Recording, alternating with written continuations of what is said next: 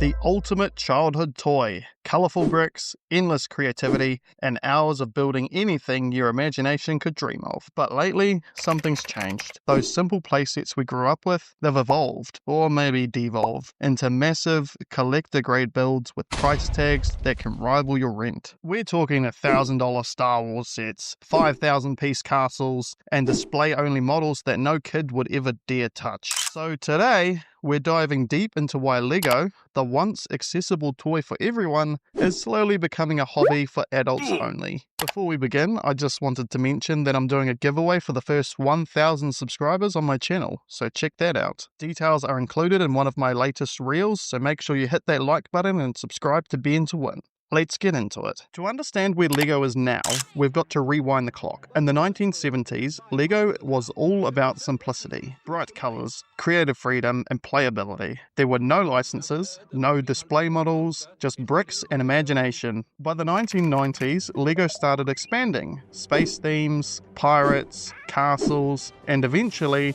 licensed sets like Star Wars in 1999. That was a turning point for LEGO. That single partnership opened the door to adult collectors. The kids who grew up loving LEGO suddenly had money to spend, and LEGO would have noticed that. Fast forward to the 2020s, and LEGO isn't a toy brand anymore. It's essentially become a premium lifestyle brand. From collaborations with Porsche, Adidas, and even IKEA, to luxury sets like the LEGO Icon series, LEGO has positioned itself as a company selling not only toys, but experiences, status symbols, and nostalgia in some forms. This is where things start to hurt, your wallet specifically. LEGO prices have climbed dramatically in the past decade. In 2000, a big Star Wars set might set you back $100. Today, flagship sets can cost $400, $600, even $850. Take the UCS Millennium Falcon, for example. A jaw-dropping 7,500-piece masterpiece. Gorgeous, sure, but at nearly $850 USD, is clearly not meant for kids. And it's not just the big ones. Even smaller licensed sets, say from Star Wars or Marvel, are creeping towards the $100 mark. So let's take a look and compare. Ahsoka's Jedi Interceptor, set number 75401 from 2025, compared to Anakin's Jedi Starfighter, set 75281 from back in 2020. Ahsoka's Interceptor has 290 pieces, costs $44.99, and has 2 minifigures and an astromech droid, those being Ahsoka Tano, Anakin Skywalker, and R7A7. Anakin's Interceptor is 42 pieces less at 248 pieces, only has 2 minifigures being Anakin and R2D2, and at the time only cost customers $29.99 USD. That's a $15 difference for a very similar build and only 42 pieces more. Plus, I guess one extra minifigure, but that's included in the parts. I don't know, I just can't see how things have increased this much, and the price per piece isn't that great. That's 15 cents per piece for Ahsoka's Interceptor and 12 cents per piece for Anakin's Interceptor. It doesn't sound like much of a difference, but it clearly adds up. But here's the kicker, the price per piece isn't the only factor. LEGO has shifted its focus to premium packaging, intricate designs, and collector status, things that appeal to adult fans, not 8-year-olds looking for a new playset. So when parents walk into a LEGO store today,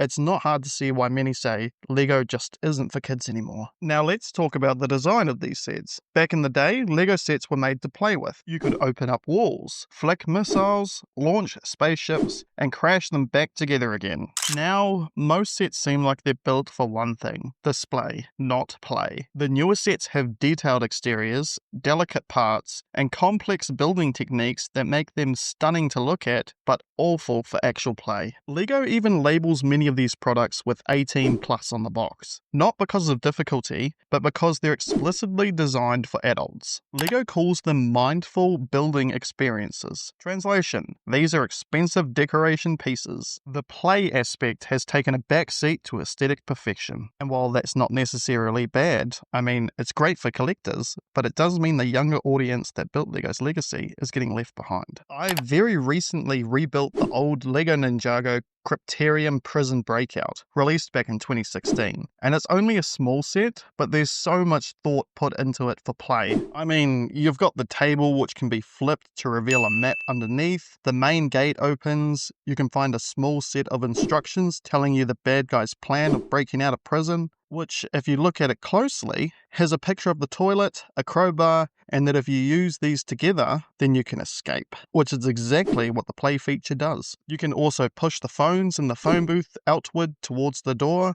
and if you push hard enough, then you can pop the door right off the hinges. There is so much you can do in this tiny little $20 set that the $20 sets of today don't include.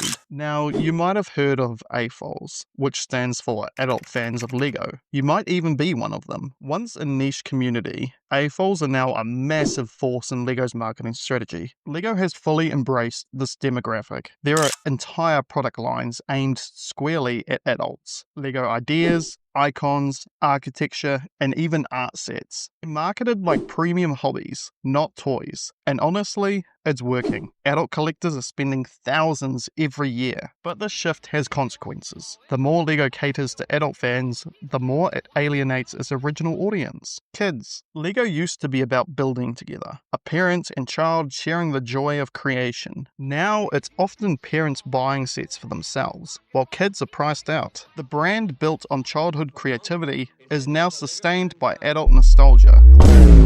So why is Lego doing this? Is it greed, or marketing demand, or maybe smart evolution? It's actually probably a mix of all three.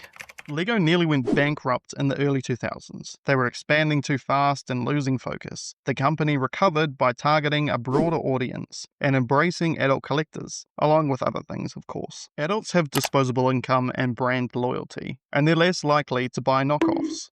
From a business standpoint, catering to them makes perfect sense. And with social media, Lego has become a display culture hobby. People want to show their builds on TikTok, Instagram, or YouTube, not necessarily play with them. So Lego adapted, but maybe too well. So here's the big question.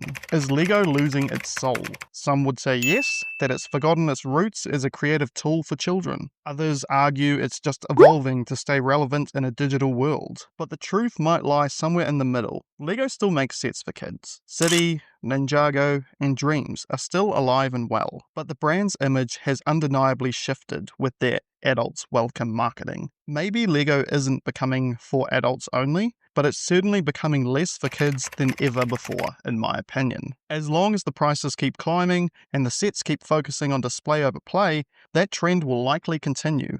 So what do you think? Has Lego lost its playful spirit, or is it just the next phase in the brand's evolution? Drop your thoughts in the comments below, and if you enjoyed this deep dive, hit that like button. Subscribe to be a part of the giveaway I'm doing, and ring the bell so you don't miss out on any Lego content. Thank you all so much for watching, and I'll catch you guys in the next one.